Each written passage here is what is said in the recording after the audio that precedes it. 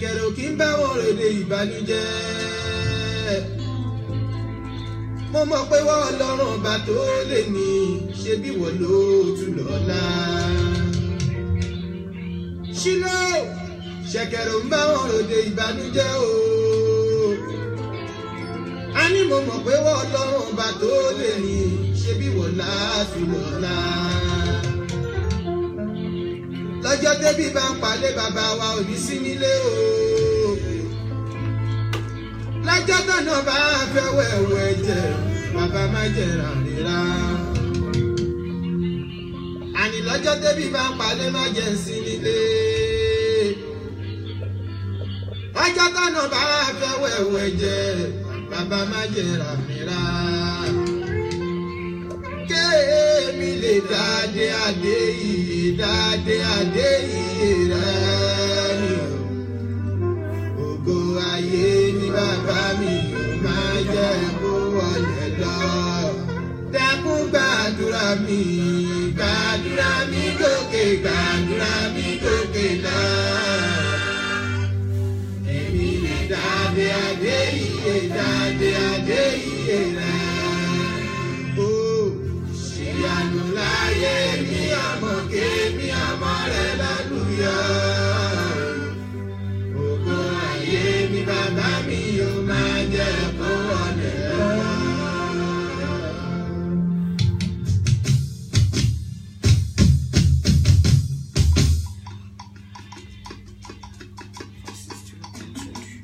jẹ́ bójú àánú rẹ̀ pàdé ilé ìrọ́jú rẹ̀ láyọ̀ mi.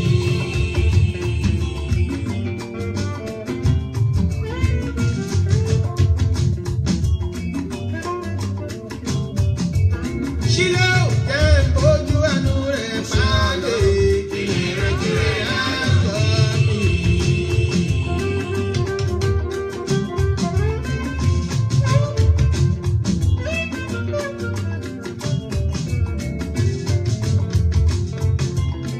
iṣẹ́ mi bàbá má jẹ́ kó diṣẹ́ oníṣẹ́ Ọlọ́run ilé ìrọ́jú rẹ̀ láyọ̀ mi.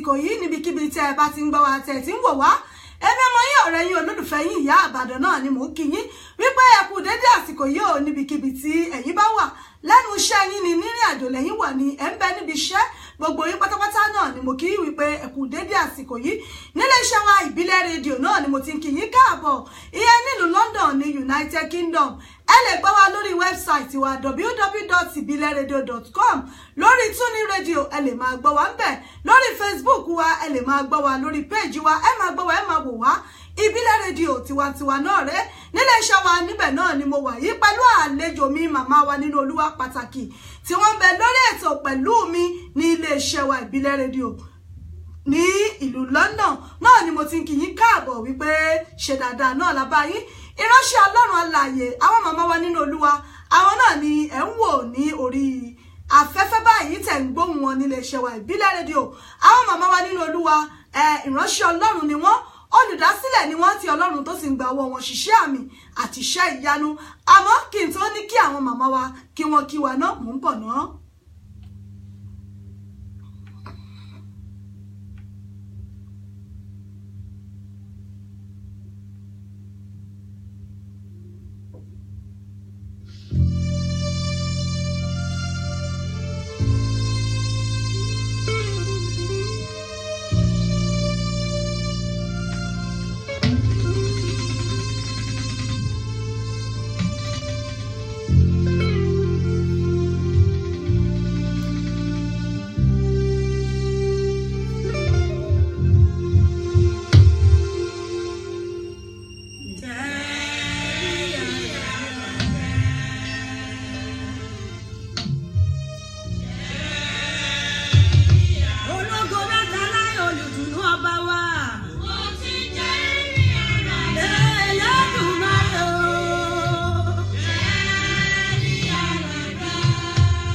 òkìkí ọ̀kàkà ọba tí ń fojoojúmọ́ jẹ́rìí ara rẹ̀ Ọlọ́run mi. Ẹlẹ́dùmarè tẹ́dá kó rírí tẹnìkan mọ̀ ọba tí ń jẹ èmi ni tó sọ ara rẹ̀ lódìdí ọ̀rọ̀ tí ń gbénú àlà. Àpáta ìdìgbòlù Ẹlẹ́dùmarè ọba tó lọ́gọ́rin kéṣe. Onílé àlá o, gbogbo Mùsùlùmí á pè ọ́ ní àlá, Kírísítẹ́nì á sì pè ọ́ lólùgbàlà. Ṣùgbọ́n ìkànnì lọ́rùn Ẹlẹ́dùmarè ọba tí òyìnbó padà títí lálẹ́ Ọlọ́run ni. Àsàlámù àlékún ẹlẹ́gbàgbẹ́jẹ́ ìràwọ̀ o. Onílé mo kágò kí n tó wọlé. Oní nǹkan bí wọ́n ṣe ń kàn mo kàn. Oní kí n tẹ̀ bí wọ́n ṣe ń tẹ̀ mo tẹ̀. Ọba tó ní kọ́kọ́rọ́ ayé lọ́wọ́. Ẹlẹ́dùmarè o. Àgbàlagbà tó jẹ́ àgbàlagbà lọ tí o ṣe é yájú sí. Àga ńlá tó fi jòkó ń bẹ lókèrèrè nìkan Ọlọ́run mi ọba ìpínlẹ̀ Ṣọ̀rọ̀. Ṣé bá là fún gbogbo lọ́wọ́ rẹ ọ̀tún? Ṣé bá là fún gbogbo lọ́wọ́ rẹ òsì o? Ọ̀rọ̀ ọ̀run rẹ máa ṣe bí àpá. Bẹ́ẹ̀ ni kábíyèsí Ọlọ́run ọba wa lọ́wọ́ gbọgbọrọ tí ìyọmọ rẹ̀ nú ọ̀fìn ológun àìkú ọba tí ń gbénú ìmọ́lẹ̀ ṣọlá. Ọlọ́run kérúbù sẹ́ráfù ọba tó tàkárí ayé. Ògo ìyìn náà ni fún Ọlọ́run lókè torí pé ó ṣe ohun tàánú ẹ̀ dúró láéláé. Iléeṣẹ́ wa ìbílẹ̀ rédíò níbẹ̀ náà lẹ ti ń gbọ́ wa. Àwọn màmá wa nínú Olúwa náà ni wọ́n wà ní ẹ̀gbẹ́ mi níbí yìí. Mother Senior Prophetess Tèmídọ́lá Sàlámì Ògúndìímú. Àwọn màmá wa náà ni wọ́n wà nínú iléeṣẹ́ wa ní àyín. Ìránṣẹ́ Ọlọ́run ọba ni wọ́n gẹ́gẹ́ bí mo ti sọ lẹ́ẹ̀kan tí ọwọ́ wọn tí Ọlọ́run gbọ́wọ́ wọn ṣiṣẹ́ àmì àti iṣẹ́ ìyanu. Olùdásílẹ̀ náà ni wọ́n, olórí ìjọ ni wọ́n. Àwọn màmá wa àwọn náà ni wọ́n ń bẹ níkàlẹ̀ báyìí. Màmá ẹ bá mi kí àwọn aráalé kẹ́sì bá mi gbàdúrà fún gbogbo àwọn tí ń bẹ lórí ètò tí wọ́n ń gbọ́ wa tán sì ń wò wá nulẹ̀. Praise the Lord. Hallelujah. Praise the Lord. Hallelujah. Fún gbogbo ọkàn tó ń gbọ́ wa, praise the Lord. Hallelujah. Fún ìwọ tó ti ní ayọ̀ ní ọjọ́ tòní, praise the Lord. Hallelujah. A kí wa pé a kú dédé wòyí. A dẹ̀ kú oríire nítorí pé ẹni tí Olúwa bá pamọ́ òun ló kó yọ. Nítorí pé ó dé èmi àti ẹ sí fún wọn tó ń gbọ́ mi ní wákàtí ọ̀wọ̀ yìí. Ọba tí ò jẹ́ kí ọjọ́ òní kó jẹ́ ọjọ́ ìbànújẹ́ nínú ayé èmi àti ẹ. Ọba tó jẹ́ kó rí wákàtí ọ̀wọ̀ yìí, a máa dúpẹ́ ní ọwọ́ Ọlọ́run. A kí Ọlọ́run pé Olúwa ṣeun nítorí pé àánú ẹ̀ ó dúró títí láéláé. Hallelujah. Fún wọn kan tó wá ń gbọ́ mi, mo kí yín pé ẹ kú àkókò yìí. Olúwa Ọlọ́run alágbára kò ní fi ẹnì kankan sílẹ̀. Àmín. Bí ọdún ṣe ń lọ sópin, ìbànújẹ́ ó kéré ó tóbi kò mà ní tọ́ sí ilé rẹ̀. Àmín. Kò ní tọ́ sí ọ̀dẹ̀dẹ̀ tó ń gbọ́ mi. Àmín. Kò ní tọ́ sí gbogbo etí tó ń gbọ́ mi. Àmín. Ó ní ire àti àánú ló máa tọ̀ wá lẹ́yìn. Mo gbàdúrà lónìí, ire àti àánú yóò máa bá gbogbo yín. Àmín. Níwọ̀n bá tó kọdún yìí parí, ayọ̀ lẹ máa fi parí ẹ̀. Àmín. Torí náà mo kí wa pé ẹ kú àkókò yìí. Olúwa yóò wà pẹ̀lú yín. Àmín. Àmín. Àmín lórúkọ Jésù. Ẹ ṣé gan ni màmá wa nínú Olúwa. Ẹ kú iṣẹ́ Olúwa, Olúwa máa ṣàgbára dọ̀tún. Àmín Jésù. Láti ìjọ àwọn màmá wa C&S Temple of Salvation ti aládùúrà London UK. Níbẹ̀ náà ni àwọn màmá wa náà ni wọ́n ṣe olùdarí tí wọ́n jẹ́ olórí ìjọ níbẹ̀ ní ìlú London yìí, Temple of Salvation C&S Church. Màmá màmá wa nínú Olúwa, lẹ́nu ọjọ́ mẹ́ta yìí òun náà la ti ń gbọ́ advert lọ́tún lọ́sì nípa àjọ̀dún ọdún kẹfà èyí tí ó ń bọ̀ lọ́nà dẹ̀dẹ̀ yìí. Àjọ̀dún yìí a fi tìfẹ́tìfẹ́ pè gbogbo àwọn èèyàn wa síbẹ̀ wípé kẹ́ ẹ darapọ̀ mọ́ wa nínú àjọ̀dún yìí. Àmọ́ bí àjọ̀dún yìí bó ṣe ń lọ yìí, màmá àdúrà, kí ni ẹ̀rí tí ń bẹ́bẹ̀ fún àwọn èèyàn tó bá wá lọ́jọ́ náà? Ẹ ṣé mà, ẹ ṣé ìyá wa. Yes ma. Olúwa dì yín mú. Àmín. Àṣẹ tí ò ní bá yín. Àmín. Ẹ máa rí ṣe. Àmín. Ohun pàtàkì tó wà ń bẹ̀ ni pé lákọ̀ọ́kọ́, ìwé mọ́ ní kẹ́ jáde, ó ní ká lọ polongo orúkọ òun. Kí ni àjọ̀dún jẹ́? Àjọ̀dún jẹ́ ìkórè. Ìkórè ohun tó ti bẹ̀rẹ̀ láti January títí wá di òpin ọdún. Kí ni ohun tó rí kó ní èrè? Ohun ní èrè àjọ̀dún. Àjọ̀dún jẹ́ ohun pàtàkì tó yẹ pé à ń fi ọpẹ́ fún Ọlọ́run. Pàtàkì ẹni pé ó dá wa sí. Ó fún wa ní àlàáfíà àti ayọ̀ gẹ́gẹ́ bí ìránṣẹ́ nílé Ọlọ́run. Kò jẹ́ ká fojú sọkún. Ó dẹ́ni tó bá ṣe ní oore, ó yẹ kó dúpẹ́. Ìdí pàtàkì nìyẹn pé gẹ́gẹ́ bí olùdásílẹ̀ nínú ìjọ kankan, ní òpin ọdún tó bá wò lọ títí, wàá wò pé ó tú ọpẹ́ ó ju ọpẹ́ lọ. Òun là ń pè ní àjọ̀dún. òun ni ìkórè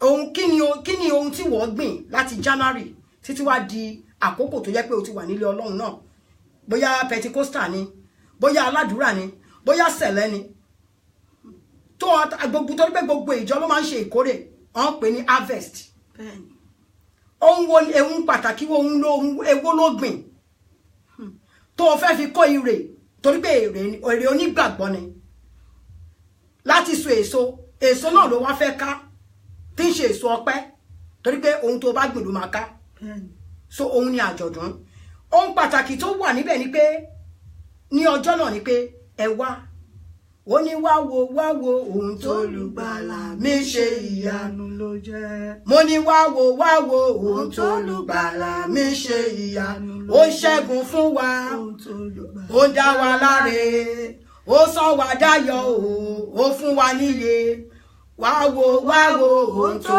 lùgbàlà wá ṣe ìyanu ló jẹ́ ó ní kẹ́ wá wò ó torí pé ohun tó lùgbàlà wá ṣe ìyanu ló jẹ́ àjọ̀dún yìí jẹ́ àjọ̀dún pàtàkì tó yẹ pé a pè àkọlé ní pé kọrin tuntun mo ṣì ń bọ̀ lórí rẹ̀ náà torí pé kọrin tuntun sí Olúwa yìí ó ní ẹ pé àkórí àjọ̀dún yìí àkórí àjọ̀dún yìí tó ní ká kọrin tuntun ṣé àwọn èèyàn tí ó kọrin bẹ̀ ni àbó ní ipa kan tí ó kó nínú ayé àwọn tó bá wá níjọ́ náà kò ń ṣe àwọn tó fẹ́ kọrin bí kò ṣe pé àwọn tó bá ní Kristi gẹ́gẹ́ bí Olúwa àti olùgbàlà o lè ní ìṣòro kan kó máa wò pé ó ti tán kò tán o kò tán torí pé ó ní tí ẹkún bá pẹ́ dalẹ́ ayọ̀ ń bọ̀ lówùúrọ̀ ó sọ níwèé Psalm 34 verse 19 ó ní ọ̀pọ̀lọpọ̀ ní ìpọ́njú olódodo ó ní ṣùgbọ́n ṣá òun gbà wọ́n nínú ẹ̀ tí Olúwa bá gbẹ̀ ẹ́nú ìdààmú àti wàhálà á wá fi orin tuntun sí ẹ lẹ́nu ìwọ tí wọ́n ti rò pé kò ṣeé ṣe mọ́ ṣùgbọ́n ṣá tí Olúwa bá fún ẹ ní ẹ̀rín gẹ́gẹ́ bó ṣe fún Hánà níwèé 1 Samuel 2 Hánà bẹ̀rẹ̀ ó sọ Hánà di ó yá àgàn Ọlọ́run fúnra rẹ̀ ló yá ní àgàn ṣùgbọ́n ṣá gba tó tó àkókò Ọlọ́run mo wá sọ fún wọn tó ń gbọ́ mi lọ́kùnrin lóbìnrin pé àkókò ẹ ti tó wá máa bọ̀ nínú àjọ̀dún náà torí pé mo mọ̀ pé dájú pé wàá kọrin tuntun ìṣòro kí ìṣòro tó bá lè dé bá ọ mo mọ̀ pé wàá kọrin tuntun fi ìgbàgbọ́ wá kì í ṣe pé ká jẹun òtítọ́ wàá jẹun bọ̀tù wá fi tọkàntọkàn wàá bá wa pé nítorí pé ayọ̀ ń bẹ nínú Kristi ayọ̀ ń bẹ nínú Kristi torí pé ó ní kẹ́ gbé àjàgà yín ó ní kẹ́ gbé tọ̀hún wá àti ẹrù yín tó wọ́ lòun á sọ kalẹ̀ Ọlọ́run lódì ẹ o ọkùnrin ló ń gbọ́ mi ni obìnrin ló ń gbọ́ mi báyìí Ọlọ́run fẹ́ mú àjàgà wíwo ó fẹ́ sọ kalẹ̀ ó fẹ́ sọ ẹkún rẹ̀ ó fẹ́ sọ di ẹ̀rín ó fẹ́ kó wò pé ìṣòro òkè ṣe ohun tó pè ní òkè ó ní ta ní òkè níwájú sọ́dúnbàbí ọba kò sí òkè kankan tó o bá ti ní Olúwa ó ní kó má mi kàn mọ́ nítorí pé ọba tó lè ṣe ohun gbogbo tó sì lè ṣe ohun gbogbo ni Hánà kọrin tuntun nítorí pé ó ti rò pé ìyàwó ẹ̀ ti rò pé ó ti pin bọ́n tí ó gbé ẹkàn lé Ọlọ́run ó tọ̀ Ọlọ́run wá ó máa bọ́ Ọlọ́run pàdé nítorí náà máa bọ̀ wá bọ́ Ọlọ́run pàdé ó ń dúró díẹ̀ ó ṣetán láti mú ìṣòro kúrò ó ní ọba tó bá ka ní ìwé 1 Samuel 2 tó bá ka lọ sí ètò ó ní ó gbé tálákà dìde látòrí ètò ìwọ tó ò ní nǹkan kan Ọlọ́run ṣetán láti gbé ẹ dìde láti mú ẹrù wo náà láti sọ kalẹ̀ gẹ́gẹ́ bó ṣe sọ ní ìwé Matthew 11:28 ó ní àjàgà mi rọrùn ẹrù mi sì fúyẹ́ ó lóun á fi ìsinmi fún ọkàn ẹ bó ṣe ń gbọ́ mi báyìí ó ṣetán láti fi ìsinmi fún ọkàn ẹ ìwọ ṣáà wá dánwò wàá mọ̀ pé rere ni Ọlọ́run. ẹ ṣeun ìyá àdúrà ṣe rí gbogbo àwọn tó ń wò wá nínú ilé tí wọ́n sì ń bá wa ṣíà fídíò yìí ẹ bá mi gbàdúrà fún wọn torí wípé àwọn náà ń polongo Ọlọ́run ni ìwọ tó o bá rí fídíò yìí ṣíà tó o bá wa ṣíà fídíò yìí mo mọ̀ pé bí ìyá àdúrà bá ṣe gba àdúrà yìí bẹ́ẹ̀ náà ni ó rí ẹ bá ń gbàdúrà fáwọn tí wọ́n ń ṣíà fídíò yìí tí wọ́n sì ń wò yín. Olúwa Ọlọ́run ìyè àti agbára kábíyèsí àpáta ayérayé ọba tí ń jẹ́ èmi ni kábíyèsí ọba tó lè ṣe ohun gbogbo nínú ohun gbogbo mo sọ gẹ́gẹ́ bí ikọ̀ àtìrújú Ọlọ́run fún ìwọ ọkàn tó ń gbọ́ mi lọ́wọ́lọ́wọ́ báyìí èmi ò fẹ́ mọ ìṣòro ẹ o mi ò fẹ́ mọ ẹrù tó mo dì lórí ohun tí mo mọ̀ ni pé Kristi sọ pé ẹ wá sí ọ̀dọ̀ mi gbogbo ọkàn tó ṣẹ́ tó ṣí ìṣẹ́ ó ní àjàgà mi rọrùn ẹrù mi sì fúyẹ́ ǹjẹ́ bó ṣe ń gbọ́ mi ní wákàtí àti àkókò mi ó pa àṣẹ ni o mi ò dá lábàá mo ní pé kí àjàgà náà kó bẹ̀ sí máa gbiná sọ́nà. àmín Jésù.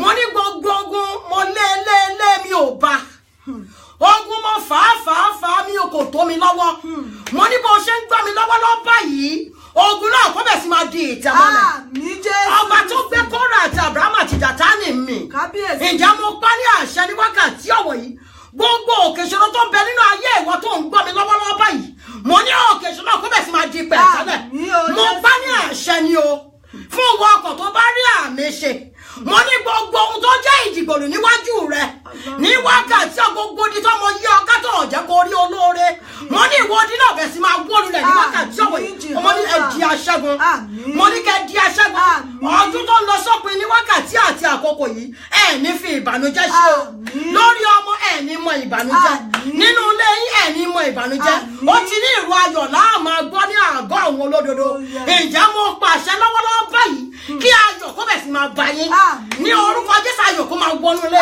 yín ìwọ ọkàn tí ò ní ìsinmi tó ń gbọ́ mi lọ́wọ́lọ́wọ́ báyìí ìwọ ọkàn tó ti rọra rẹ pé báwo ló ṣe fẹ́ ṣe bá ọ̀nà ló fẹ́ gbégbà mo ní mo pa láṣẹ bó ṣe ń gbọ́ mi lọ́wọ́lọ́wọ́ báyìí mo ní ayọ̀ kó máa wọnú ọkàn rẹ mo ní ayọ̀ kó wọnú ilé rẹ ayọ̀ kó máa bọ́ ọgbẹ́ ó di aṣẹ́gun náà ó ti rí bẹ́ẹ̀ kò yí padà Jésù Kristi Olúwa wa àmín àmín àmín lórúkọ Jésù. ẹ ṣé gan ni ìyá àdúrà lórúkọ Jésù Olúwa ṣagbára dọ̀tun ìyá mi Olúwaṣèyí Fáríogun wọ́n ní kí n bá wọn kí yín wọ́n ní prophetess àwọn ní yín pé àwọn gbọ́dọ̀ share rẹ̀ káwọn invite àwọn èèyàn ẹ ṣé gan ni adúpẹ́ ìyá wa Olúwaṣèyí Fáríogun àmín ìyanu àṣẹlẹ̀ náà yé yín mà ògo tó fún ayé kò ní gbà lọ́wọ́ yín ẹ máa rí ṣe o ẹ ní dàgbà ya o àìsàn ní ṣe yín ò dá mi gbogbo ohun dáadáa tó ló wá ń ṣe nínú ayé yín ìdíbàjẹ́ kò ní wọlé Jésù Kristi Olúwa wa. àmín àmín lórúkọ Jésù Queen Ṣọlá ẹ ṣé tẹ̀ ń wò wá Flourish Ayọ̀míkún Diamond ẹ ṣé gan ni èèyàn mi wọ́n ní my able present I could share more anointing to the prophetess ẹ ṣé gan ni o Flourish Ayọ̀míkún gbàdúrà fún gbogbo yín o bẹ́ẹ̀ ṣe ń wò yín ojú wo wa ojú yín ò ní fọ́ o ìdààmú ò ní jẹ́ ti yín o ayé ò ní sọ yín sókùnkùn ayé o ògo àti ọlá Ọlọ́run a máa wọ̀nú ayé yín torí pé ó ní àmì wọ̀nyí ló máa tẹ̀lé àwọn tó bá gbà mí gbọ́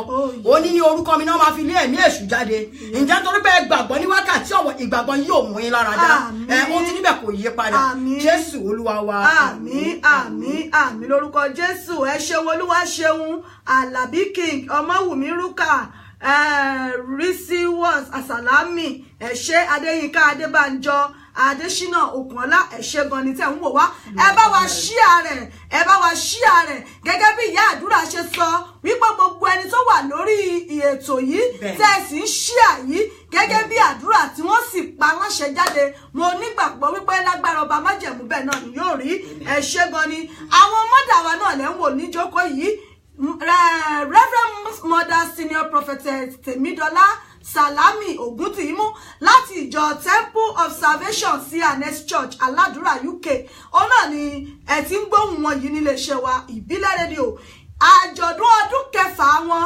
àjọ̀dún ọdún kẹfà tí Ọlọ́run ti gbé ọwọ́ wọn gbé ìjọ yìí kalẹ̀ òun náà ni yóò wáyé ní December 10 ọjọ́ Sunday tó ń bọ̀ yìí ọjọ́ Sunday ọ̀sẹ̀ yìí náà ni yóò wáyé o ní aago 4 náà ni ó bẹ̀rẹ̀ aago 4 náà ni àjọ̀dún ó bẹ̀rẹ̀ ìyẹn ní Wish Hunters Club Onse Street off Idatin Road London SC15 1HB London SC15 1HB àmọ́ ìyá àdúrà mo rí wípé kó tó dijọ́ Sunday ìsọjí ọjọ́ mẹ́ta wà ìsọjí ọjọ́ mẹ́ta ìjọ wo ni ó bẹ̀rẹ̀ ìsọjí ọjọ́ mẹ́ta yìí máa bẹ̀rẹ̀ láti ọ̀la lọ. láti ọ̀la lọ ní ìsọjí yóò ti ọ̀la ní hours of prayer. àkókò àdúrà. àkókò àdúrà ni. ó ní máa gbàdúrà ẹ̀mí bẹ̀bẹ̀nu rẹ̀ mú gbogbo àìní rẹ̀ gbẹ̀tọ̀ Jésù wá mú gbogbo àìní rẹ̀ gbogbo ìṣòro rẹ̀ gbẹ̀tọ̀ Jésù wá. ó ní àdúrà ní gbà agbára kì í gbà ó sọ níwèé 1 Thessalonians 5 ó ní pray without ceasing, ẹ máa gbàdúrà láì ṣàárẹ̀. láì ṣàárẹ̀. Jésù Kristi pàápàá gbàdúrà. Wọ́n ní oògùn ara ẹ̀ ń dàbí ẹ̀jẹ̀ ni, ẹni tí ò ṣẹ̀ ni ká má tí ì sọ àwa. Nítorí náà àdúrà ní gbà, agbára kì í. Ọjọ́ Wednesday hours of prayer ní aago 7 ni ó bẹ̀rẹ̀. Ní ọjọ́ Thursday òun lẹ pè ní àyájọ́ obìnrin. Pè fún gbogbo àwọn obìnrin rere. Bẹ́ẹ̀ni. Ó ní Bíbélì nínú ìwé Luke 13 bí ta ti mú jáde. Luke 13 verse 11. Jésù Kristi sọ fún obìnrin náà tó ti wà nínú ìsun ẹ̀jẹ̀, tó ti wà nínú ìṣòro for 18 years. 18 good years. Jésù rí òwò ní àárín gbogbo ènìyàn. Olúwa yóò kọjú sí ìṣòro ẹ ní àkókò yìí. Àmín. Ó ní obìnrin, ó ní agbẹ̀ kúrò nínú ìṣòro yìí. Òun ni àkọ́lé ọjọ́ náà. Obìnrin yìí a tú ẹ sílẹ̀ nínú ìṣòro tó ti ń bá bọ̀ láti 18 years. Láti ọdún 22 sẹ́yìn tí ò rí ẹnikẹ́ni láti ràn ẹ́ lọ́wọ́. Máa bọ̀ kí ni ìṣòro náà? Eléyìí ni fún gbogbo obìnrin tó bá tó ní ìṣòro, bóyá ń wojú Olúwa ni, fún ọmọ ni, ẹ̀ ń wáṣẹ́ ni, ìṣòro ni, àbí ìṣòro ọkọ ni, tàbí ajígbèsè ni, tàbí ìwé ìgbélú ni. Ó ní kó máa bọ̀. Níbẹ̀ láti máa sọ talk nípa ìmúláradá. A máa ní àwọn dókítà tó máa ń bá wa sọ̀rọ̀. Bóyá nípa cancer gbogbo ẹ̀ la máa ń sọ. Nípa blood pressure á lè fún ẹ ní ìtọ̀nà ohun tó yẹ kó lò, ohun tó yẹ kó jẹ. Òtítọ́ Olúwa ní gbogbo ohun tó ń dá dáradára ni. But àwọn kọ́kọ́ ti di ayé ti pollute ní wákàtí ní àkókò tá a wà yìí. Ayé ti di ayé ìgbẹ̀yìn. Ṣùgbọ́n ṣá máa bọ̀, Jésù Kristi ní olùgbàlà. Òun ní ọjọ́ Wednesday, ní ọjọ́ Thursday. Ní ọjọ́ Thursday. Bẹ́ẹ̀ni. Aago 7 lòun náà bẹ̀rẹ̀. Aago 7 sí aago 11 ni. Máa bọ̀. Máa gbé ìṣòro ẹ bọ̀. Máa bọ̀, Olúwa ṣetán láti bọ́ ọ pàdé. Ó ń dúró dè ẹ́. Máa bọ̀ níbẹ̀. Ọba tó rí obìnrin náà, tí Jésù Kristi rí obìnrin náà bí àgbẹ̀, ó ṣetán dúró dè ẹ́ láti gbà ẹ́. Ó ń dúró dè ẹ́ láti mú àjàgà yìí kúrò nínú ayé ẹ. Torí náà máa bọ̀, wá tọ́ Jésù wò, ó ní oyin, ó ní adùn, oyin mọ́mọ́ ni. Ọjọ́ Friday gangan ìyẹn wá jẹ́ ọjọ́ kẹta ìsọjí yìí. Bẹ́ẹ̀ni. Tá a máa parí ẹ̀ tá à ń pè ní power must change hand. Agbára ńlá ti pààrọ̀ agbára tí ń yí ọwọ́ padà. Agbára ńlá ti pààrọ̀ agbára ńlá ayé mi àti ẹ. Agbára wo ló ń jẹ ẹ láàmú àtàbọ́mọ́ ni? Ṣé ọmọ ẹ náà ń dà láàmú tó ń jẹ́ kó gbọ́ràn sí ẹ lẹ́nu ni? Àbí ọmọ ẹ ni wọ́n ti wò ó pé báwo ló ṣe fẹ́ wọ́n ti rí? Ẹlòmíì ṣe mọ̀ pé ìgbà míì wọ́n ti máa ń rí kádàrá ọmọ mi. Wọ́n ti wò ó pọ́nmọ ológo ni. Máa wò ó pé Ọlọ́run nìkan ló ní ògo ní ọwọ́. Ó dẹ̀ ní òun ò ní fi ògo òun fún ẹnikẹ́ni. Nítorí náà Ọlọ́run dúró dè láti pààrọ̀ ọwọ́ nínú ayé ọmọ náà. Tàbí ìwọ ni lo ti ṣe tí ò tí ì rí ọ̀nà gbégbà. Jésù Kristi sọ fún ọkùnrin náà ẹgbà tó pàdé ẹ̀. Ọkùnrin tó jẹ́ pé ó ní ẹ̀mí àìmọ́. A gbọ́ pé ọwọ́ Ọlọ́run, ọwọ́ Jésù ó pààrọ̀ ọwọ́ nínú ayé ọkùnrin náà. Ó mú ẹ̀mí líjíọ́nì, àwọn agbára tó ju àwọn agbára òkùnkùn. Àwọn ẹ̀mí òkùnkùn tó ń bá ọkùnrin náà jagun. Jésù Kristi ó sọ kìkì ọ̀rọ̀ kan. Ọlọ́run ṣetán láti sọ kìkì ọ̀rọ̀ kan sínú ayé ẹ. Agbára láti pààrọ̀ agbára. Nítorí pé ó ní agbára ńlá kan wà èyí tó lógun dúró. Agbára ńlá kan wà fi yanjú ọ̀rọ̀ mi máa ṣe. Agbára ńlá kan, agbára tó ju agbára. Ó ní gbogbo agbára láyé àti lọ́run bẹ ní ọwọ́ òun. Agbára Jésù kà. Ó ká ìṣòro mi àti ẹ ṣáà máa gbé bọ̀. Máa gbé bọ̀ wá tọ̀ Jésù kò ń ṣe èmi. Torí bẹ́ẹ̀ mi ò ní agbára, èèyàn ni mí. Bọ̀tà agbára tó ju agbára lọ. Agbára tí oṣoorí tó ń sá, agbára tí àjẹrún tó ń sá. Agbára tí aláborí ògùnrin tó ń wárìrì. Agbára ìdáhùn, agbára ìṣẹ́gun. Ó dóde ẹ̀ máa bọ̀. Ṣáà wá tọ̀ wò. Wá rí pé alágbára ni Ọlọ́run. Ó ṣetán láti tú ẹ sílẹ̀. Torí à ń retí yín. Ìsọjí ọjọ́ mẹ́tẹ̀ẹ̀ta yìí, ibi tí ó ti wáyé ní 462 Old Kent Road, London, SC15 1TR ní St. Mary's Church of Christ. Níbẹ̀ ni ó ti wáyé ìsọjí ọjọ́ mẹ́tẹ̀ẹ̀ta láti ọjọ́ Wednesday ọ̀la yìí. Bẹ́ẹ̀ni. Láti Wednesday ọ̀la tá a fẹ́ mú yìí títí wọ ọjọ́ Friday ìsọjí ọjọ́ mẹ́ta láti aago 7 títí di aago 11 alẹ́ yóò wáyé ní number 462 Old Kent Road, London, SC15 1TR ní St Mary Church of Christ. Níbẹ̀ náà ni ìsọjí náà ó ti wáyé. Tó bá wá di ọjọ́ Sunday gangan tó jẹ́ ọjọ́ àjọ̀dún níbi tí gbogbo wa ó ti fi ijó àti ayọ̀ láti fi yan Ọlọ́run, tá fi yan Ọlọ́run, pé Olúwa ṣòun ńlá, táwa kó gbogbo orí ọ̀hún, táwa parí gbogbo orí ọ̀hún, táwa kó pọ̀, táwa fi dúpẹ́ lọ́wọ́ Ọlọ́run. Ìyẹn ní ọjọ́ Sunday yìí on the 10th of December, ọjọ́ Sunday tó ń bọ̀ yìí, Sunday ọ̀sẹ̀ yìí on the 10th yóò wáyé ní the Wills Hunters Club, Onse Street off Idatin Road, London, SC15 1HB. Aago 4 ìrọ̀lẹ́ òun náà ni àjọ̀dún yìí ó bẹ̀rẹ̀ ní pẹrẹwu níbi tí a ti pàdé Ọlọ́run, tá a ti fi ijó àti ayọ̀, tá a tún fi wá gbáre, tá a tún fi kó ní àkótán níwájú Ọlọ́run. Torí pé lẹ́yìn ayọ̀ ni a máa kọrin tuntun, ó di dandan. Torí pé mo gbàgbọ́ pé a máa kọrin tuntun, ṣáà fi tọkàntọkàn máa bọ̀, fi tọkàntọkàn máa bọ̀. Ẹni tó bá níyèméjì tàbí tí ò bá nígbàgbọ́ lòun ni oníjogún ní oníyèméjì kò ní jogún nǹkan. Bọ́ tó bá fi tọkàntọkàn pé ìgbàgbọ́ mi máa wò pé ò mọ̀ mí, ó ti mọ̀ Kristi. Tó bá ti mọ̀ Kristi ó ti mọ̀ ohun gbogbo. Ìwọ ṣáà máa bọ̀, máa gbé ìṣòro náà bọ̀ ní ọjọ́ Sunday. Torí pé mo mọ̀ pé lẹ́yìn ẹ̀wà akọrin tuntun lórúkọ Jésù, ẹ̀ẹ́dẹ̀ bẹ́ẹ̀ ṣe ń gbọ́ mi, orin tuntun ó ti bẹ̀ sí máa wọnú ayé yín, ayọ̀ ti bẹ̀ sí máa wọnú ilé yín, ìbùkún ti bẹ̀ sí máa wọnú ilé yín, ayọ̀ tó ń bẹ nú àjọ̀dún, gbogbo tí Olúwa ò dá mọ́ yín, tí ó rápálá wọnú ayé yín, tó ń dà yín láyé rú, tó sọ pé ọ̀nà wo lẹ máa gbé gbà. Mo mọ̀ pé ní ọjọ́ tí ò ní wákàtí ò ní ìṣẹ́jú yìí, ọ̀run ti bẹ̀ sí máa dáná sun, ẹ̀ tún rí i mọ́. Mo ní ogun tẹ́ rí lọ́jọ́ tí ò ní tẹ́ rò pé ogun tẹ́ fi ń gbọ́ mi báyìí ẹ̀ tún rí ogun náà mọ́ o, ó ti dohun ìgbàgbé, bẹ́ẹ̀ ló máa rí, ó sì ti rí bẹ́ẹ̀ náà. Jésù Kristi Olúwa wa, àmín àmín àmín lórúkọ Jésù. Ẹ ṣé gan ni màmá wa nínú Olúwa. Òun náà ni wọ́n ti sọ yìí wípé ní ọjọ́ àjọ̀dún yìí, lẹ́yìn tá a bá ti parí ìsọjí ọjọ́ mẹ́ta tán, pé ní ọjọ́ Sunday yìí lẹ́yìn rẹ̀ báyìí akọrin tuntun tó jẹ́ pé gbogbo apátápátá náà láàjọ gbégbá ọpẹ́. Kílẹ̀ yìí náà wá dúró dè dádì, kílẹ̀ yìí náà dúró dè mọ́mì, gbogbo ẹ̀yin bàbá ẹ̀yin màmá, ẹ̀yin ẹ̀gbẹ́ ẹ̀yin àbúrò, kí la wá dúró dè? Jésù ń pè wá, ẹ jẹ́ ká túyàyà wá sínú ìsọjí yìí. Àwa tó bá jẹ́ wípé tó àwa wò wípé ìsọjí yìí torí iṣẹ́ wa, ọjọ́ Sunday gangan Ọlọ́run sì tún dúró dè wá ọjọ́ náà. Oúnjẹ tó bá àdúrà a máa rọ̀jò àdúrà.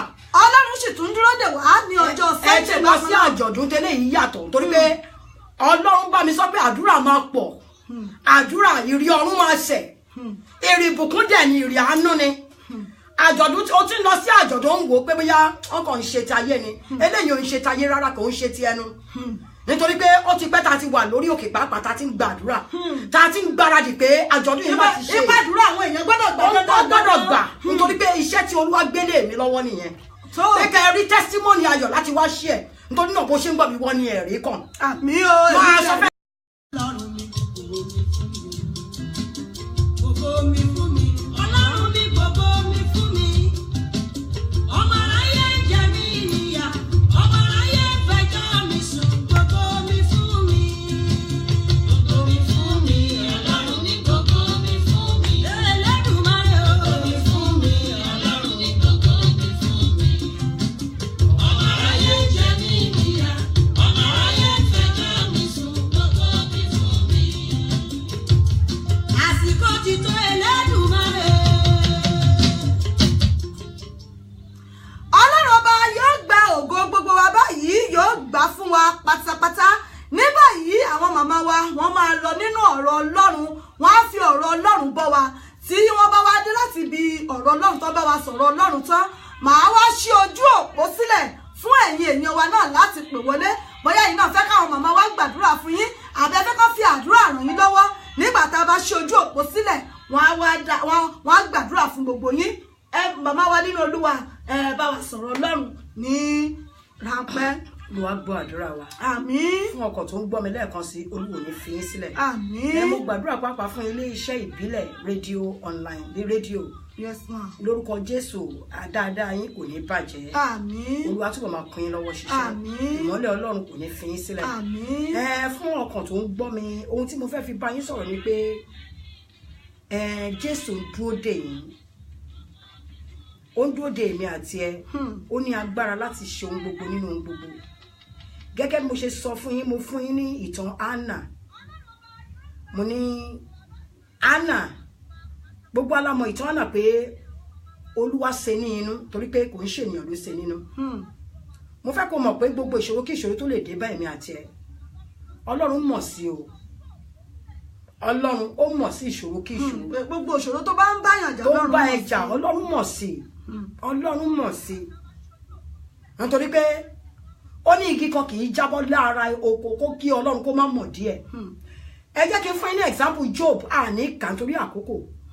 Tẹ́ bá mọ ìtàn Job jẹ́ ẹni pípé níwájú Ọlọ́run. Ó dẹ̀ ní ó jẹ́ ọlọ́rọ̀ bákan náà. Ìmọ̀ṣẹ́ èṣù tọ̀ Jésù Ọlọ́run wá pé Ọlọ́run fún rẹ̀ ó gbé Job ga.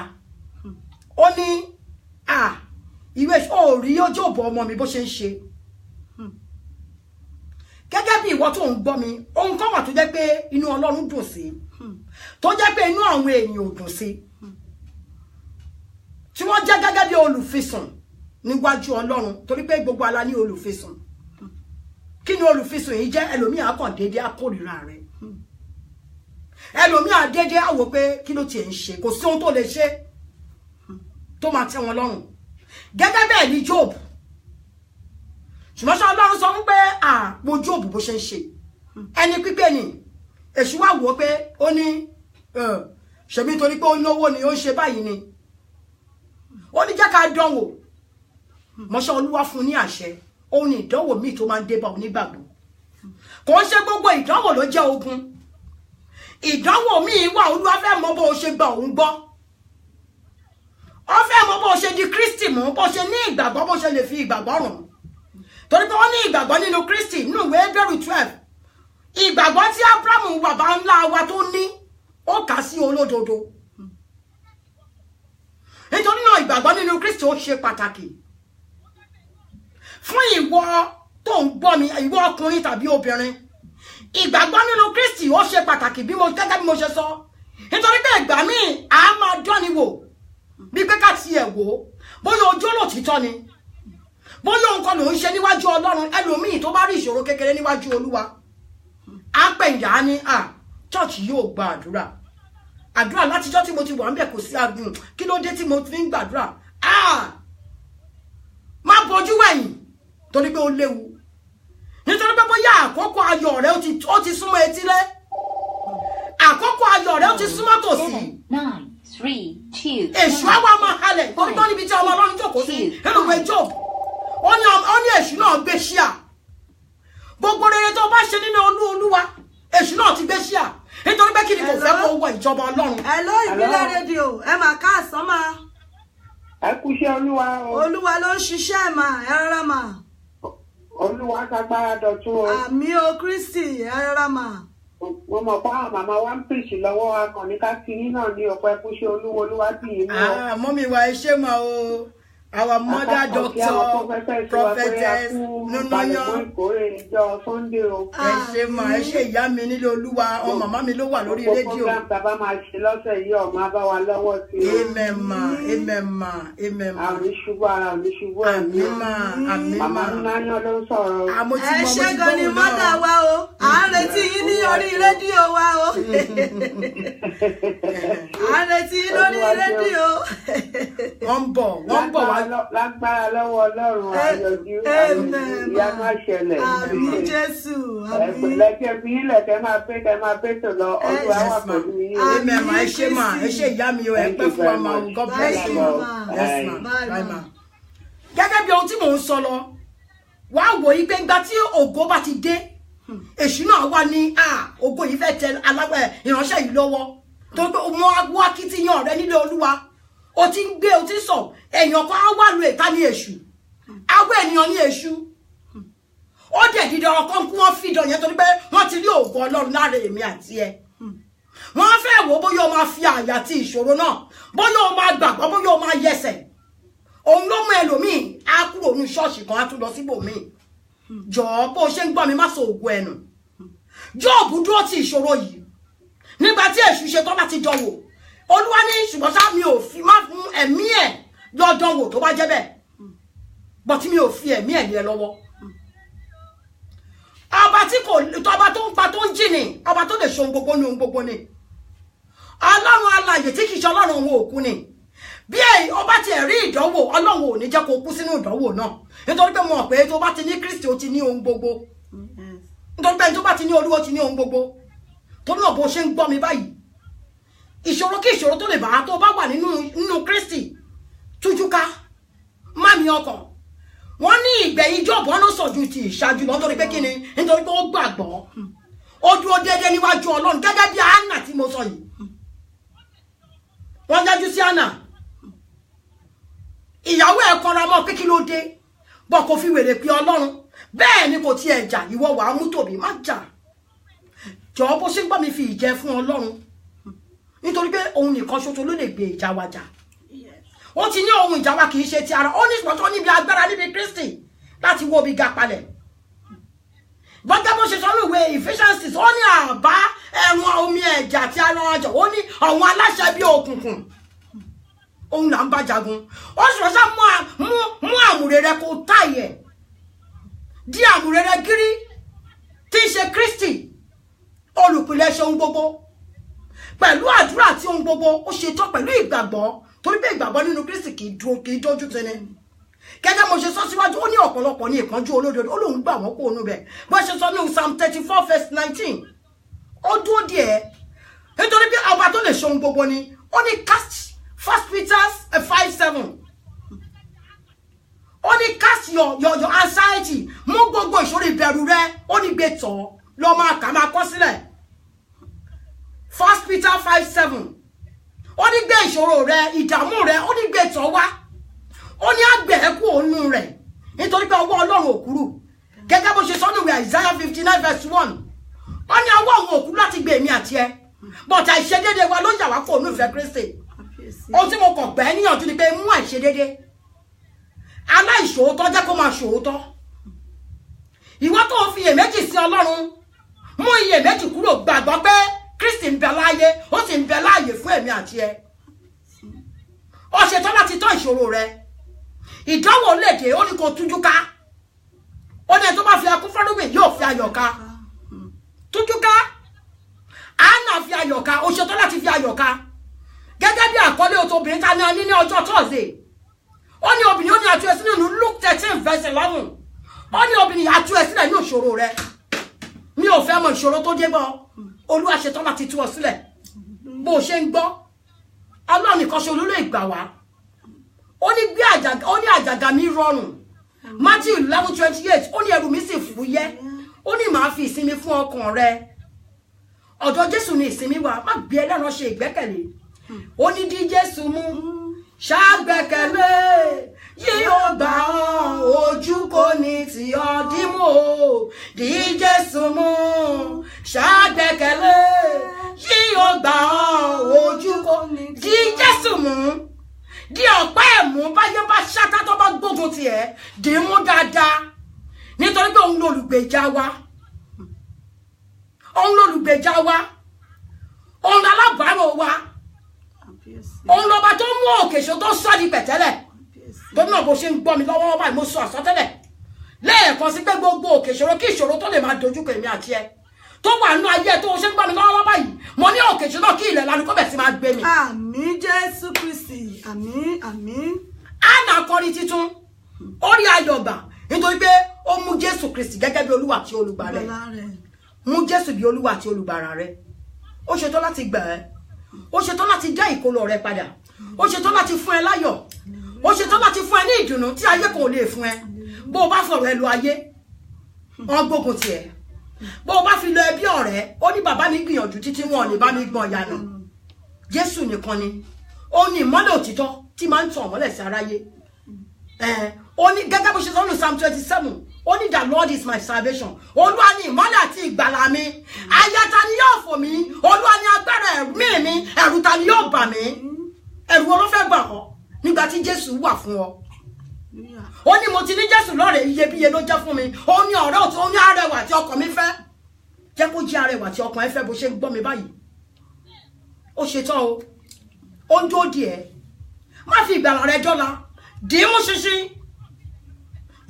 wọ́n kọ ìgbàlà yìí má wo ìṣe àwọn ènìyàn má wo bí wọ́n ṣe ń sin Ọlọ́run ní àkókò yìí ṣáà wo Kristi olùpilẹ̀ṣẹ̀ rẹ má wo pé chọ́ọ̀chì náà ta tiẹ̀ ń lọ kí la rí mú bọ̀ Jésù wà ń bẹ o èèyàn kan ló fẹ́ sìn Ọlọ́run ni pa gbogbo ohun tó ń rí nínú activity nínú surroundings rẹ ní àyíká rẹ gbogbo ohun tó ń rí tó rò pé kò tiẹ̀ wọ́ ọ̀tẹ̀ láti lọ sílé Ọlọ́run pátì o má jẹ́ kọ́kọ́ bẹ́ẹ̀ di Jésù mú ṣàgbẹ́kẹ̀lé yóò gbà ọ́ ojú kò ní tì ọ́ Jésù Olúwa wa. Àmín àmín àmín lórúkọ Jésù.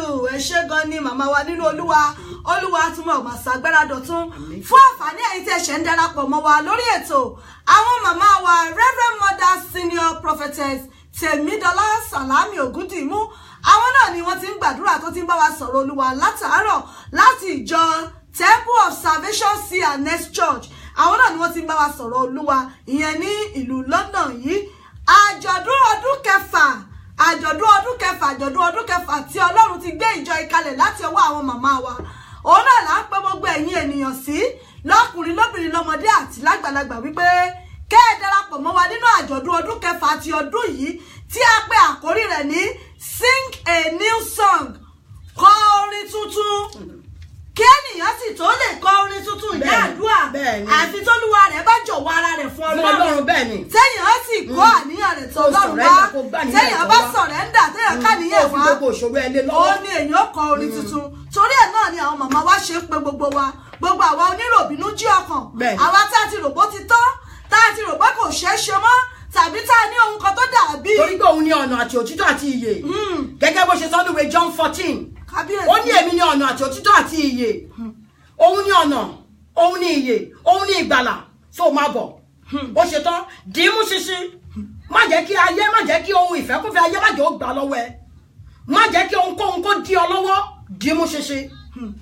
wọ́n ní ká máa bọ̀ nínú àjọ̀dún ọdún kẹfà yìí tí ó wáyé ní December 10 ìyẹn ní ọjọ́ Sunday yìí náà ní àjọ̀dún yìí ó wáyé o ní the Wills Hunters Club on Shea Street London SC 15 1HB ìyẹn ní off Idatin Road lẹ́yìn car wash níbẹ̀ náà ni hall yẹn wà gbogbo wa pátápátá náà ni wọ́n pè pé ká wá síbi àjọ̀dún yìí ìsọjí ọjọ́ mẹ́ta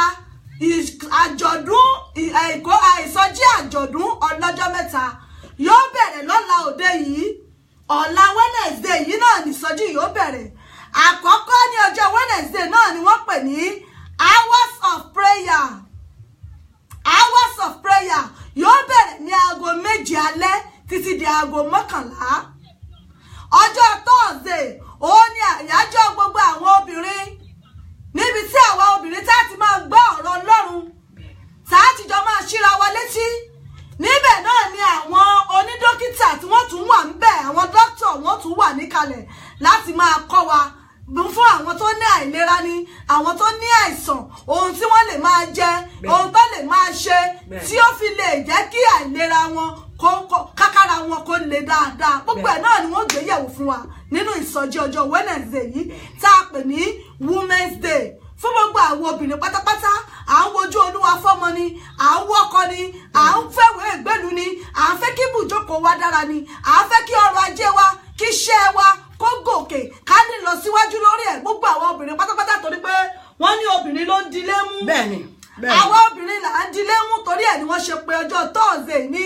Women's Day láti wá gbàdúrà fún ilé wa tó ti ń mì ìgbéyàwó wa tó ti ń mì tó ti ń dàrú pé ká wá gbàdúrà sí ni wọ́n pè ní Women's Day woman though heart loosed òun ni wọ́n pè é ní ọjọ́ Thursday aago 7 alẹ́ òun náà lélẹ́yìn náà ó bẹ̀rẹ̀ wọ́n pé gbogbo àwa obìnrin pátápátá Olúwa ló ń tú wa sílẹ̀ òun náà ni àkòrí ẹ̀ bó o bá wá fẹ́ kọ́lọ́run tú ọ sílẹ̀ o ò ní jókòó sínú kọ̀rọ̀ yàrá rẹ̀ o ò ní fọwọ́ lẹ́rán pé tó yóò dá láì súnmọ́ Ọlọ́run ọjọ́ Wednesday ní ìpàdé gbogbo obìnrin ní aago 7 alẹ́ ní ọjọ́ Thursday ọjọ́ Thursday ní ìpàdé gbogbo obìnrin pátápátá láago 7 sí aago 11 tó bá wá di ọjọ́ Friday ìyẹn gan ni agbára ńlá tí ó mọ pàwọn agbára ní gbogbo mi sí àwọn wòlíì àwọn prophetess gbogbo ìránṣẹ́ Ọlọ́run tí wọ́n wà ní dúró báyìí àti àwọn màmá wa nínú Olúwa tí wọ́n ti mọ fi àdúrà ràn wá lọ́wọ́ tí wọ́n mọ gbàdúrà fún wa òun ni wọ́n pè ní power must change hand agbára tó gbọ́dọ̀ pàrọ̀ agbára tó ní àìní jáde agbára tó ní àìní jáde ìyẹn ní ọjọ́ Friday ni o aago 7 alẹ́ náà ni títí di aago 11 níbo wá ni ó ti wáyé ìsọjí ọjọ́ mẹ́tẹ̀ẹ̀ta yìí ibi tí ó ti wáyé ní 462 number 462 Old Kent Road London SC15 1TR ní ìjọ St Mary Church of Christ aládùúrà níbẹ̀ náà ni ó ti wáyé gbogbo yín pátápátá là ń pè ẹ má jẹ́ ká fọwọ́ lẹ́rán ẹ má jẹ́ ká máa wò wípé tó yóòdá ẹlòmíì tí ẹ ti rọra rẹ pin ìyá àdúrà àdúrà rẹ pin àdìbòyà lọ́nà tí ẹ lè ṣe mọ́ ó lè ṣe ọba tó gbọ́gbé àná ọba tó mú bó ṣe sọ́nù ìwé first Samuel taska ó lóun gbé tálákà dìde látòrí àtàn láti lọ bá wọn jọba pẹ̀lú àwọn aládé ó gbé dìde ó lóun àwọn ẹni tí ò ní òun á gbé dìde òun á gbé sókè Ọlọ́run gbé sókè ń dúró díẹ̀ má ro rẹ̀ rẹ pin ó ṣe tán òun lólùgbàlà tó bá ti lè gbarú àwa yìí là tó gbarú producer àwa yìí là tó sọ di aláyọ̀ ayọ̀ ń bọ̀ fún ẹ ó ti ní bẹ́ẹ̀ kú pẹ́ dalẹ́ ayọ̀ ń bọ̀ lówùúrọ̀ má dúró de ẹnikẹ́ni ayọ̀ rẹ ti dé máa bọ̀. hallelujah ẹ ṣé gan ni mo dúpẹ́ gbogbo ẹ̀yin èèyàn wa olórí Muinat náà bí wọ́n ní ẹ̀ka àṣẹkú ètò ìyá mi Mother Celestia Adéọlọ́wẹ̀ wọ́n ní well done my beautiful sister wọ́n ní ẹ̀sìnkú palẹ̀ mọ́mà o wọ́n kì í ẹ ṣeun ni bàbá mi ó já sọ́pẹ́ Olúmídé lára àwọn òṣìṣẹ́ wa bí náà ni wọ́n ní ẹkú iṣẹ́ Olúwa ìyá àdúrà àwọn náà kì í ẹ ṣé gan ni àdúpẹ́ ọjọ́ Sunday gbogbo yín là á máa retí o níbi àjọ̀dún ọdún kẹfà tí Ọlọ́run ti gbé ìjọ ìkalẹ̀ lọ́tọ̀wọ́ àwọn màmá wa Reverend Mother Senior Prophetess Tèmídọ́lá Sàlámì Ògúndìmú tọ́lọ́run sì ń bẹ pẹ̀lú wọn títí dèmí gbogbo yín pátápátá la pè lọ́kùnrin lóbìnrin lọ́mọdé lágbàlagbà pé kẹ́ ẹ bá wa ṣe àjọ̀dún ti ọdún yìí the Witch Hunters Club ni ó ti wáyé ní ọjọ́ Sunday ní Idatin off Idatin Road níbi ẹ̀ ní car wash yẹn aago 4 òun náà ni àjọ̀dún ó bẹ̀rẹ̀ gbogbo yín pátá là ń pè lọ́kùnrin lóbìnrin lọ́mọdé lágbàlagbà gbogbo ẹ̀yin tí ẹ̀ ń gbọ́ wa tẹ wà nulẹ̀ gbogbo ẹ̀yin tí ẹ̀ ti rò wípé tó kò ṣeé ṣe mọ́ ẹ̀yin tí ẹ̀ ti sọ pé ẹ̀ lọ bí ìjọ kankan mọ́ ẹ wá lọ́jọ́ náà kẹ́yìn wá dán Olúwa wò kẹ́rin péré lọ́lọ́run ẹ ti ń lọ sí àjọ̀dún ẹ mọ̀ wípé eléyìí ó yàtọ̀ torí wípé Ọlọ́run òun ló gbé kalẹ̀ ó sì fún wa wípé akọrin tuntun níjọ́ náà Ọlọ́run ẹ má jẹ́ ká gbẹ̀yìn ìjọ náà gbogbo yín pátápátá là ń pè nínú àjọ̀dún yìí a máa retí gbogbo yín o ẹ ṣé gan ni àdúpẹ́ ẹ̀yin tí ẹ bá wá fẹ́ pè wọlé bẹ́ẹ̀ láàrin ìṣẹ́jú kan sí méjì ẹ fẹ́ kí àwọn màmá wa fi àdúrà ràn yín lọ́wọ́ ojú òpó wa ti wà ní ṣíṣí báyìí 074-59-353799 074-59-353799 ó lè fi pè wọlé ẹ̀yin tí ẹ bá wà ní Nàìjíríà àbí ẹ wà ní Europe ẹ lè pè sórí WhatsApp wa +44-74-59-353799 àti pin ẹ̀ sórí Facebook fún ẹ̀yin tí ẹ bá wà lórí Facebook láti pè wọlé bóyá ẹ̀yin náà fẹ́ àdúrà àbẹ̀fẹ́ kí màmá wa láàrin ìṣẹ́jú mélòó kan kí àwọn màmá wa kan tó máa dágbére ẹ lè pè wọlé a máa retí ìpè yín ẹ ṣé gan ni mo dúpẹ́ gbogbo ẹ̀yin èèyàn wa tẹ́ ẹ gbọ́ wa. orúkọ Ọlọ́run ọba adáni má gbàgbé ọba mi òkè rabata tí ń tẹ̀nìyàn láyé Elédùmarè àpáta ńlá tí ò ṣe é forí sọ. ọlọ́gán láti di gbogbo mi fún mi ògo mi rẹ̀ Ọlọ́run ọwọ́ ní. Ọlọ́run olú ìjọ mímọ́ ògo mi rẹ̀ Ọlọ́run kẹ́rùbù sẹ́ráfù Ọlọ́run gbogbo àgbáyé Ọlọ́run mi.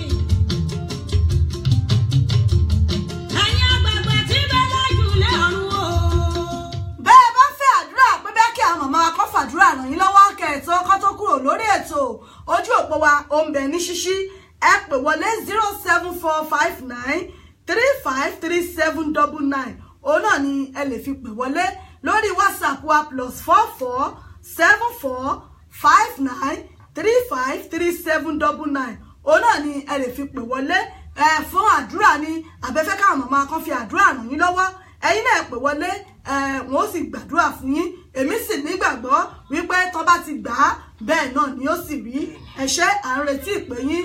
ọ̀sán jẹ́ kó sọ ní sọ́wọ́ ọlọ́run alẹ́ yìí ọ̀nà mi là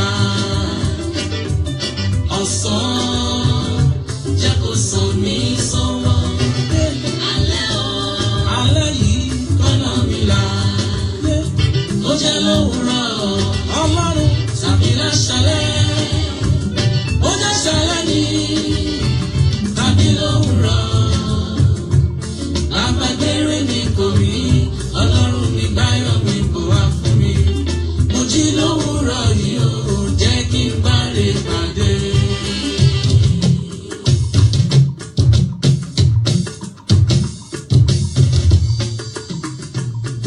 ibikíbi tí mo lè wà ọlọ́run mi ṣàánú ayé mi. ẹ ṣeun gbogbo ẹ̀yin tí ẹ ń gbọ́ wa tí ẹ ń wò wá nínú ilé ẹlòmíì tí ẹ lè máa wò wípé rìdíìmù lòun CAC lòun bó wá ní òun èé ṣe aláṣọ funfun bó lòun ṣe fẹ́ wọṣọ àfunfun aṣọ àdúrà ṣé fáláṣọ àdúrà nìkan ni àbí gbogbo èèyàn tó lẹ́lòmíì lè máa rò lọ́kàn báwọn. irọ́ o Jésù Kristo wá fún aráyé fún everybody ni fún gbogbo ènìyàn ni kò wò pé bóyá o jẹ́ aláṣọ funfun bóyá o jẹ́ Pentecostal bóyá o jẹ́ Muslim pàápàá bóyá bá jẹ́ Muslim gan nítorí pé Ọlọ́run kan náà Ọlọ́run kan ṣoṣo náà là ń pè kò pé méjì Ọlọ́run bàbá Ọlọ́run ọmọ Ọlọ́run ẹ̀mí mímọ́ òun là ń pè tó bá ẹni tí ò tiẹ̀ gbọ́ Ọlọ́run gbọ́ pàápàá ó lè pè nítorí pé àdúrà nígbà agbára kì í gbà Ọlọ́run kan ṣoṣo náà là ń sìn kò pé méjì nítorí náà kò sí pé bóyá ó ń ròyìn pé àwọn aláṣọ funfun lélẹ́yìí jọ ó mẹni tó ló ń fẹ́ lò fún ẹ àmọ́ ẹ̀dá ò mọ bí tírí àti ògbó ẹ wà ó mọ̀ torí náà gbàgbé pé bóyá aláṣọ funfun ni bóyá kérúbù yìí bóyá sẹ̀lẹ̀ ni ohun tí kò wò ní pé Jésù Kristi ẹni tá à ń pe orúkọ wa mọ́ òun ni kò wò má wo ti aṣọ ọkàn ni ó ní Ọlọ́run wo ọkàn ènìyàn ń wojú ọkàn ni kò wò ó ní tear your heart not your cloth kò ń ṣaṣọ tá à ń wò fa ọkàn rẹ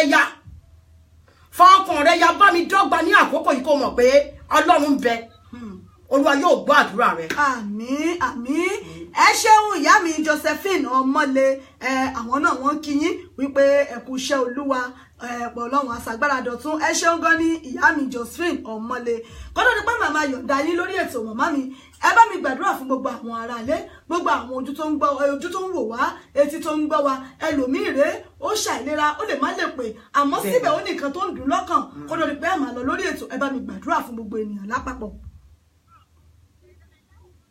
ní orúkọ Jésù Kristi àmín ní orúkọ Jésù Kristi àmín ní agbára ẹ̀jẹ̀ Jésù Kristi àmín Olúwa Ọlọ́run ìyè àti agbára kábíyèsí fún gbogbo ìwọ kan tó ń gbọ́ mi mo sọ àsọtẹ́lẹ̀ nínú ayé rẹ ní wákàtí ọ̀wọ̀ yìí mo mọ̀ bóyá mi ì mọ ìṣòro tó lè jẹ́ ohun tí mo gbàgbọ́ lọ́wọ́lọ́wọ́ báyìí ni pé bó o ṣe ń gbọ́ wa lọ́wọ́lọ́wọ́ báyìí kábíyèsí òkè ìṣòro náà ti di pẹ̀tẹ́lẹ̀ àmín Jésù àní fún wọn ọkọ̀ tó ń gbọ́ mi lọ́wọ́lọ́wọ́ báyìí àní gbogbo tó rò pé ogun ìdààmú wàhálà nínú ayé rẹ mo ní ogun náà ní wákàtí àti àkókò yìí mo ní ogun náà kó bẹ̀ sí máa wó lulẹ̀ ní wákàtí ọ̀wọ̀ yìí àmín Jésù jòó sábà tó sọ fún ọmọ oníkà òwe ìwọ ní ogun tó rí wọn ò ní rí mọ́ ǹjẹ́ mo gba àdúrà gbogbo ogun tó dojúkọ yálà lórí ọmọ ni lórí ọ̀rọ̀ òwe ìgbẹ́lu ni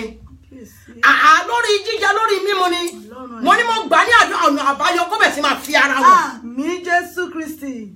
ó ní ọjọ́ ti pẹ́ tí mo ti ń pe Jésù bẹ́ẹ̀ lohun tí mò ń gbọ́ ó ní ọmọ àti tó àkókò fún wọn ọkọ̀ tó ń gbọ́ mi lọ́wọ́ báyìí májẹ̀mú. ó ní ó ti tó àkókò ǹjẹ́ ní wákàtí àti àkókò yìí mo ní kó o bẹ̀ sí máa rí ẹ̀rín ńlá jẹ Àmín Jésù. nítorí pé àkókò rẹ ti tó àkókò ìyanu rẹ ti tó mo ní ìyanu tí ojú rí tẹ́ ti ń gbọ́ tí ẹnu sọ mo ní lọ́wọ́lọ́wọ́ báyìí kó bẹ̀ sí máa ṣẹlẹ̀ nínú ayé yín. Àmín Jésù Kristi. ogun tó ń ba yín sùn tó ń ba yín jí Bàbá ńlá. ogun náà lónìí ẹ̀ tún ń rí mọ́. Àmín Jésù. àwọn ọmọ Ísírẹ́lì ogun Egypt ó lé wọn débi òkun pupa Yes. ìmọ̀jágbá tó débi òkun pupa òkun pín sí níyà ìjọ ogun ayé rẹ ní wákàtí ọ̀wọ̀ yìí tí ò jẹ́ kí orí ọ̀nà gbégbà mo gba àdúrà lọ́wọ́lọ́wọ́ báyìí gẹ́gẹ́ bí ikọ̀ àtìrújú Ọlọ́run mo sọ ti àṣẹ tàṣẹ mo ní ogun náà kó bẹ̀ sí máa pín ìyà ní wákàtí ọ̀wọ̀ yìí. Àmín Jésù Kristi. Olúwa yóò daṣọ yìí bọ̀ ọ́. Àmín. ẹ̀ní tí ẹ̀ní tẹ́ Àmín. ayọ̀ tó fún yín kò ní dín ìbàjẹ́ Àmín. ọdún lọ sópin ìbànújẹ́ ò ní dé bá yín Àmín. ọdún lọ sópin ẹ̀ní ṣọ̀fọ̀ ọmọ Àmín. ẹ̀ní gbèsè ẹ̀ní gbégbìn Àmín. fún wọn ọkùnrin àti obìnrin tó ń gbọ́ mi mo ní orúkọ Jésù ò ní mọ sàárì ọmọ Àmín Jésù. ayé ò mà ní fi ọmọ dá ọ lóró Àmín o. ayé ò mà ní fi pa ọmọ ṣe pàṣọ fún ọ Àmín. ìmọ́lẹ̀ Ọlọ́run á sì dìbò ọ Àmín. wàá bẹ̀rẹ̀ sí máa ṣe rere Àmín. nítorí pé àkókò ṣe rere ti tó mo ní láti àkókò lọ bẹ̀ sí máa ṣe rere Àmín. mo ní láti àkókò lọ bẹ̀ sí máa ní ayọ̀ Àmín. ayọ̀ ní kíkún ayọ̀ tí ayé ò lè bàjẹ́ mo ní ayọ̀ náà kó bẹ̀ sí máa tọ̀ ọ́ lọ́wọ́ Àmín. ó ti rí bẹ́ẹ̀ kò yé padà Àmín. ǹjẹ́ mo wá gba àdúrà fún iléeṣẹ́ tí a wà yìí Kábíyèsí. ní ìbílẹ̀ rédíò Bàbá májẹ̀mú. mo gbàdúrà lónìí ayọ̀ Ọlọ́run ògo Ọlọ́run Kábíyèsí. ayọ̀ tẹ́ máa fi tẹ̀síwájú ayọ̀ náà kó lọ kó sọ kalẹ̀ ní wákàtí ọ̀wọ̀ yìí Àmín Jésù Kristi. wọ́n ní ní ọjọ́ tí Jésù Kristi wọnú ilé sẹ́kẹ̀ òní ìgbàlà wọ bẹ̀ Oh yes. ǹjẹ́ ajásẹ̀ wọnú lẹ́yìn gẹ́gẹ́ bí iṣẹ́ ìránṣẹ́ Ọlọ́run ẹ̀ ń polongo yìí rere kí Olúwa kó polongo iṣẹ́ yìí Àmín Jésù. kí iṣẹ́ yìí kó bẹ̀ sí máa gbòòrò sí Àmín. ẹ̀ ní ṣe lásán Àmín. ògo tó fi kò ní dín ìbàjẹ́ ó mà ti rí bẹ́ẹ̀ kò yé padà Àmín. ayọ̀ yóò ní di òbu Àmín. àti wọ́kọ̀ tó ń gbọ́ mi ayọ̀ ò ní di òbu Àmín. ó ní àwa ni iyọ̀ ayé lórúkọ Jésù mo gbà á ní àdúrà nítorí pé Bíbélì sọ pé àwa ni iyọ̀ ayé lòwe Matthew 5 ó ní àwa ni iyọ̀ ayé ó ní àjẹlẹ̀ tó fi sílẹ̀ ká fi ọwọ́ bò ǹjẹ́ ní orúkọ Jésù ó ṣe ń gbọ́ mi lọ́wọ́ ìmọ́lẹ̀ ayé rẹ kò ní kó Àmín. ayé ò ní pa náà gbé mi àti ẹ Àmín. wàá máa dùn létí aráyé Àmín. wàá máa dùn létí aráyé gbogbo bó bá ṣe ń sọ̀rọ̀ á máa dùn ni ẹnu rẹ ò ní kan ó ti rí bẹ́ẹ̀ kò yé padà Jésù Kristi Olúwa wa àmín àmín àmín lórúkọ Jésù Kristi. Thank you, ẹ Lord. ṣé gan ni adúpẹ́ máa Olúwa máa ṣàgbára dọ̀tún ẹ ṣeun ìyá mi mother prophetess àpáta ayérayé sí Anes Church ìlú Amẹ́ríkà làwọn wà àwọn náà wọ́n ń kí yín wọ́n ní àmì o wọ́n ní Olúwa sọ agbára dọ̀tun wọ́n ní mọ́ anointing ma àwọn náà ń kí yín láti ìjọ àpáta ayérayé sí Anes Church ẹ ṣé gan ni àdúpẹ́ rally àtolúwa rẹ̀mí lẹ́kún oyin dàmọ́lá làwà ẹ ṣé àríyìn bẹ̀yẹn ẹ ṣé gan ni mo dúpẹ́ gbogbo ẹ̀yin tí ẹ̀ ń gbọ́ wá tẹ̀ ń wò wá ẹ má jẹ́ ká gbàgbé àwọn màmá wa nínú Olúwa Reverend Mother Senior Prophetess Tèmídọ́lá Sàlámì Ògúndìmú láti ìjọ Temple of Salvation sí Anes Church Aládùúrà London UK àwọn náà ni wọ́n ti ń gbàdúrà fún wa látàárọ̀ tẹ̀ ń wò wọ́n nílé iṣẹ́ wa ní àyín àjọ̀dún ọdún kẹfà tí Ọlọ́run ti gbé ọwọ́ wọn dá ìjọ sílẹ̀ òun náà ni wọ́n ń pe gbogbo wa sí ní ọjọ́ Sunday yìí December 10 nínú oṣù kejìlá ọdún tá a wà yìí ní ọjọ́ Sunday yìí náà ni wọ́n pe gbogbo wa sí o pé kátúyà káwá bọ́lọ́run pàdé torí Olúwa sọ wípé a ó kọ orin tuntun àkórí ọdún yìí ni pé a ó kọ orin tuntun sing a new song táyì náà bá wá fẹ́ pẹ̀lú wa kọrin tuntun ẹ darapọ̀ mọ́ wa nínú àjọ̀dún yìí pẹ̀lú ìsọjí ọjọ́ mẹ́ta tí ó bẹ̀rẹ̀ lọ́la òde yìí ní ọjọ́ Wednesday aago 7 títí dàgò 11 ọjọ́ Thursday aago 7 títí dàgò 11 ọjọ́ Friday aago 7 títí dàgò 11 náà ni ìyẹn ní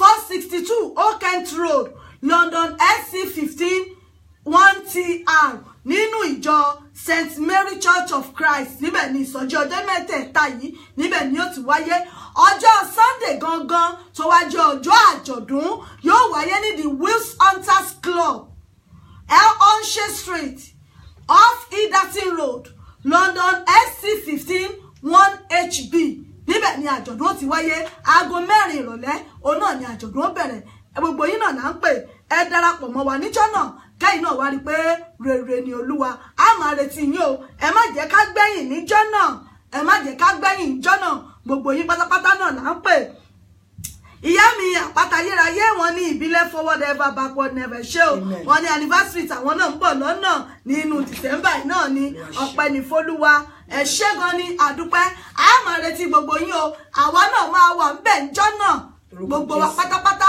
a máa rí níjọ́ náà àjọ máa jùmọ̀ ṣe ni a máa retí yín o ẹ ṣé gan ni àdúpẹ́ àwọn màmá wa wọn máa dágbére bá ẹ bá ń dágbére bá ń káwọn èèyàn wa wípé tó wọn tún máa tún pàdé yín ní ọjọ́ míì. àdúpẹ́ ní ọwọ́ Ọlọ́run fún àṣeyọrí iṣẹ́ rere tí ó gbọ́wọ́ ìbílẹ̀ rédíò ṣe àdúpẹ́ fún ojú tó ń wò wá etí tó ń gbọ́ wá fún ọkàn tó ń gbọ́ wá lórúkọ Jésù ẹ̀yin làwọn máa rí bá ìbànújẹ́ mo tún sọ lẹ́ẹ̀kan sí ọdún lọ sópin ó ní December o ire ni mo yan èmi ò yan ìbànújẹ́ December o ire ni àyàn àwa ò yan ìbànújẹ́ lórúkọ Jésù ire la yàn torí pé ó ní ìró ayọ̀ la máa gbọ́ ní àkọhùn lódodo lórúkọ Jésù ire tá a yàn ire náà ní di ìbànújẹ́ lẹ́ẹ̀kan sí à ń lọ báyìí ohun ìdíbàjẹ́ kò ní dé bá wa àmín Jésù adúpẹ́ ní ọwọ́ Ọlọ́run fún ojú tó gbọ́ àti ọkàn tó ń wò wá àtọjú tó ń wò wá ojú náà ò ní fọ́ o ayé ò mà ní sọ wá sí òkùnkùn alẹ́ o àtúmọ̀ ẹ̀yin awalẹ̀ ẹ̀ máa gbọ́ ẹ̀yin làwọn máa rí ògo Ọlọ́run kò ní fi yín sílẹ̀ ẹ ṣé gan ni fún àtìlẹ́yìn gbogbo ojú tó ń gbọ́ wa àtọkàn tó ń gbọ́ wa ẹ ṣé àti ìbílẹ̀ rédíò God bless you all thank you. It is well with you all. In Jesus' mighty name, amen. Ẹ ṣé gan ni ẹ̀yin ènìyàn wa, ẹ ṣé tẹ́ darapọ̀ mọ́ wa, a tún máa rí yín, ẹ ṣé gan ni. Èmi ọmọ yín ọ̀rẹ́ yín ìyá Ìbàdàn yín náà ni, títí tá tún fi pàdé ire o, ó dìgbà kan náà. Ilẹ̀ ń ṣú, ilẹ̀ ń mọ́, ọlọ́jọ́ lọ́jọ́ lọ.